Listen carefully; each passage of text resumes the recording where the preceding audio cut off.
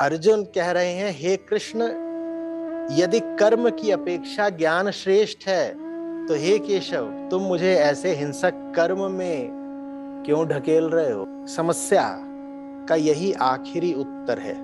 कर्म तो तुम्हें करना ही पड़ेगा, कर्म तो तुम प्रतिपल कर रहे हो, कोई नहीं बच सकता कर्म से। बस ये देख लो कि तुम्हारा कर्म आ कहां से रहा है, भीतर के बेहोश अंधेपन से या तुम्हारी निष्कामता से।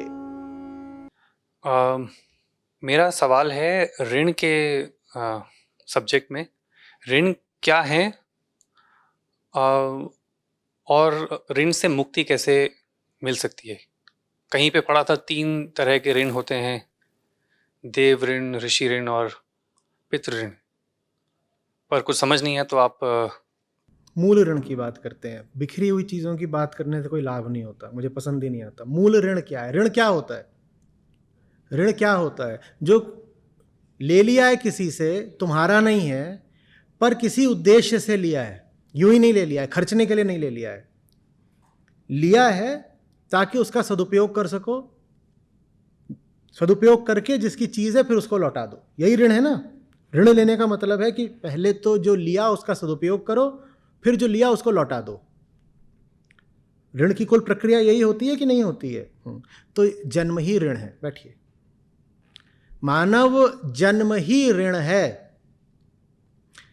देह मिली है, समय मिला है, बुद्धि मिली है, ये ऋण है। ये आपको मिले कि इनका सदुपयोग करो और फिर समय रहते इनको वापस कर दो। एक एक सांस ऋण है। मातृ ऋण, पितृ ऋण, गुरु ऋण, फलाना ऋण, ढिमाका ऋण, ये सब बाद में आते हैं। जीवन ही ऋण है। अपना तो नहीं है ना। कौन कौन है जो जीवन कमा करके यहां बैठा हुआ है? किस किस ने अपना जन्म कमाया था? कौन कौन बोलना चाहता है कि वो बहुत बढ़िया आदमी था इसलिए उसने जन्म लिया पुरस्कार स्वरूप? कि साहब ये ऋण नहीं है, ये तो हमारी अर्जित संपत्ति है। ऐसा कौन दावा करना चाहता है यहां पे? सबको जन्म ऋण स्वरूप ही मिलता है। मिल गया है, आपने अर्जित नहीं करा था, आपको मिल गया है। और ऋण उसी को मिलता है ना जो कमजोर होता है, जरूरतमंद होता है ना। तो आपको कुछ दिया गया है ताकि आप कोई काम पूरी कर सको। वो काम पूरा होना बाकी है। आपको देह मिली है, आपको सांसें मिली हैं, आपको बुद्धि मिली है कर्ज के तौर पर, ताकि इनके माध्यम से आप अपना एक काम निपटा लो, और काम जल्दी निपटा लो ताकि जल्दी उऋण हो जाओ। आप जब भी किसी से ऋण लेते हो, कर्ज लेते हो, लोन लेते हो, तो क्या चाहते हो? 40 साल बाद लौटाओ। जितने दिनों बाद लौटाओगे उतने दिन ब्याज बढ़ता रहेगा ना बाबा, बढ़ेगा ना। तो जल्दी से जल्दी लौटा देना चाहिए। काम जल्दी से करो और जल्दी से लौटा दो। काम जल्दी से करो और ऋण जल्दी से लौटा दो। काहे के लिए मिली है देह? काहे के लिए समय मिला है? काहे के लिए सांसें मिली हैं? किस लिए मिली हैं? किस लिए मिली है? बुद्धि, ये सारे संसाधन तुम्हें किस लिए मिले हैं?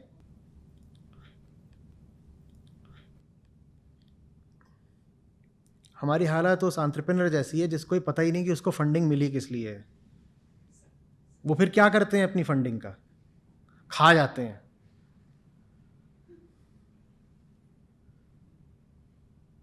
हम सब एंटरप्रेन्योर पैदा होते हैं और फंडिंग पहले ही मिल गई होती है। उसको एंजल इन्वेस्टर है वो, और उसने कुछ दे रखा है, लेकिन पता तो उसने काय को दे रखा हो, नहीं तो बस पार्टी करते रह जाओगे। बहुत सारे स्टार्टअप्स में यही होता है। उनको पैसा मिलता है, वो पार्टी करना शुरू कर देते हैं और खा पी करके बिल्कुल साफ कर देते हैं।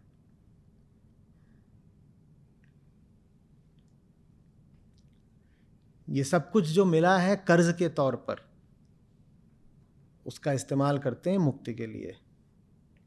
आपने जिस भाषा में प्रश्न पूछा उसमें उसे ऋण कह रहे हैं, दूसरी भाषा में उसको ग्रेस कहते हैं, अनुकंपा, अनुग्रह।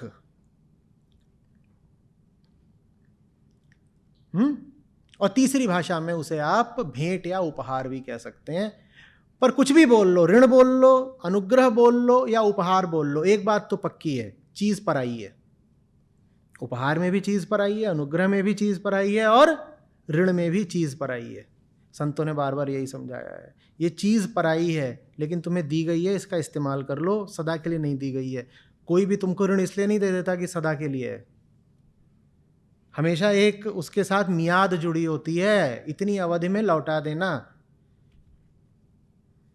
सावधिक ऋण होता है ना, हमें भी जो ऋण दिया गया है उसके साथ एक अवधि जोड़ के दी गई है। क्या अवधि है, कितनी अवधि है, कुछ पता नहीं, सस्पेंस, कुछ पता नहीं कितने दिन में लौटाना है। जब ना पता हो कितने दिन में लौटाना है तो और जल्दी लौटा देना चाहिए। कोई भरोसा है कि 80 साल चलोगे, तो जल्दी लौटा दो ना। लौटाने का फायदा क्या, लौटाने के बाद ऋण हो जाते हो, ऋण मुक्त हो जाते हो। मजा आता है कि नहीं आता है? किसी के ऊपर कोई कर्ज था कभी, जिस दिन उसकी आखिरी किश्त दी थी उस दिन कुछ अच्छा लगा था कि नहीं लगा था? लगा था कि नहीं लगा था? हाँ, इसको कहते हैं अध्यात्म में जीवन मुक्ति। जो ऋण तुम्हारे ऊपर है, जब उसको लौटा देते हो तो बड़ी आज़ादी का भाव आता है, फिर जीवन जीने लायक होता है। जो कर्ज के तले दबा हुआ है उसकी जिंदगी कोई जिंदगी है? आप में से कितने लोगों ने जीवन में कभी ना कभी कर्ज को अनुभव करा है? उठाइएगा हाथ। कैसा लगता था जब कर्ज चढ़ा होता था ऊपर? जल्दी बोलो। बोझ, बढ़िया, बोझ। और ये जो देने वाला है ना, ये सिर्फ कर्ज देता नहीं है, ये बीच बीच में कोंचता भी रहता है कि बेटा लौटाओगे कब। जिंदगी ऐसी कर्जदाता है जो बार बार संदेशे भेजती रहती है, रिमाइंडर, लौटा दो, लौटा दो।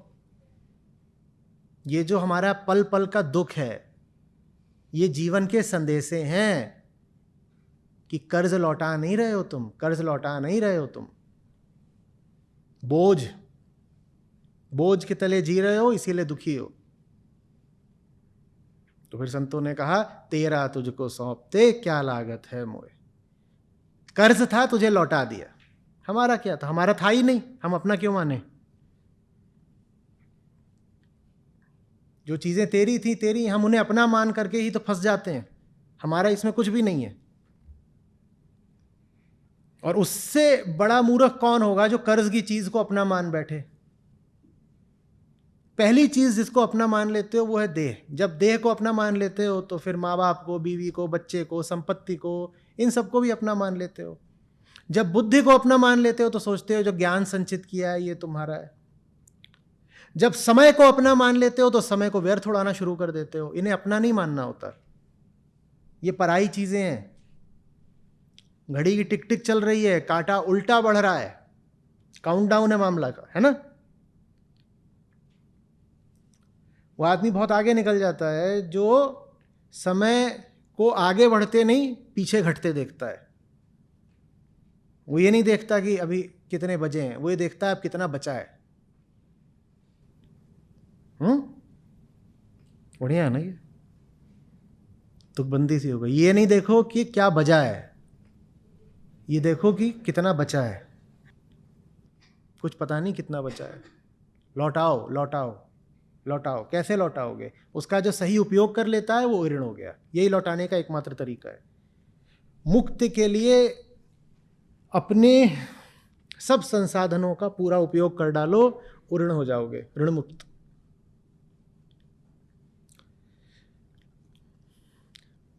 ये बात अगर समझ गए कि जीवन ऋण कैसे चुकाना है तो बाकी सब ऋणों से आजाद हो जाओगे। कोई ऋण जीवन ऋण से बड़ा नहीं है। तुम कहते हो मातृ ऋण, सबसे बड़ी मम्मी कौन है? तो अगर मातृ ऋण भी चुकाना है तो उसका चुकाओगे ना, वो जो महामां है। तुम कहते हो पितृ ऋण, सबसे बड़ा बाप कौन है? तो पितृ ऋण भी अगर चुकाना है तो उसका चुकाओगे ना जो परम पिता है। तुम कहते हो गुरु ऋण, सबसे बड़ा गुरु कौन है? आत्मा स्वयं। तो ऋण उसका चुकाओगे ना। वो ऋण चुका दिया तो सारे ऋण चुका दिए, और वो ऋण नहीं चुकाया तो फिर कुछ भी नहीं।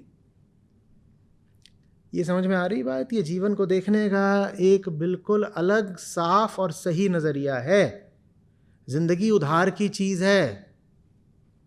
आप पर भरोसा करके आपको कुछ चीजें दी गई हैं, उनका जल्दी से सदुपयोग कर लो। सदुपयोग करने का पुरस्कार क्या मिलेगा? आनंद।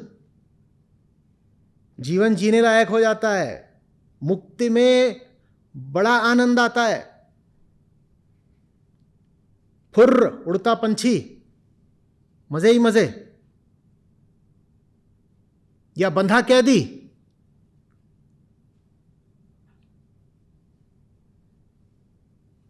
उड़ते पंछी का मजा या बंधे कैदी की सजा? क्या चाहिए? क्या चाहिए? क्या चाहिए? अरे सबको चाहिए।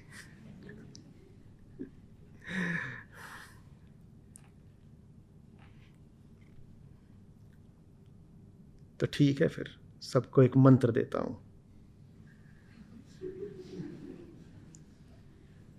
याद रहेगा? बहुत गंभीर मंत्र है, बहुत आवश्यक मंत्र है, बिल्कुल गूढ़ राज है।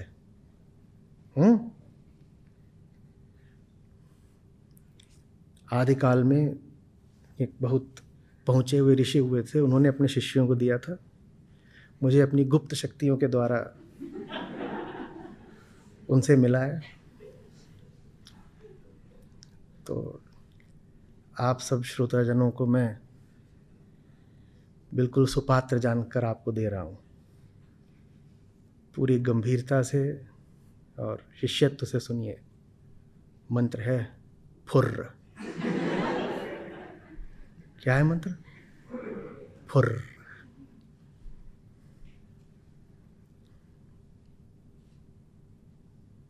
संस्कृत में बोलूं?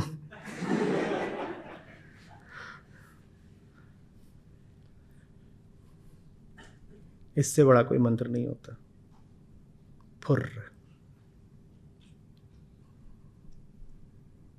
बस यही मंत्र याद रखो।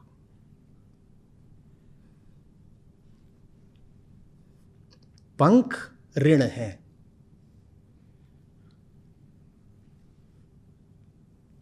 फुर्र होना ऋण मुक्ति है। जो फुर्र नहीं हो पाया, पंख उसके लिए बस बोझ है। पंख का क्या करोगे? जीवन भर पंख बस ढोए ना, अगर फुर्र नहीं हो पाए तो।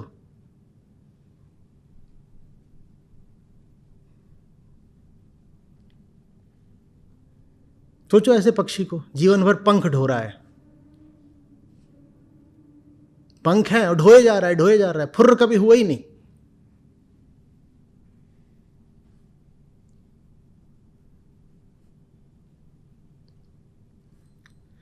गुप्त मंत्र है, इस कक्ष से बाहर कहीं नहीं जाना चाहिए।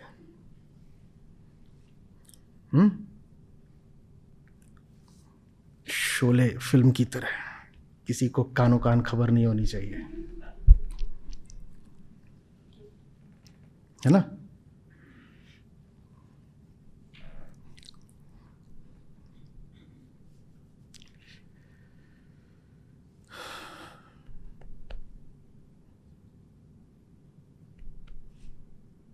बात बस मजाक की है।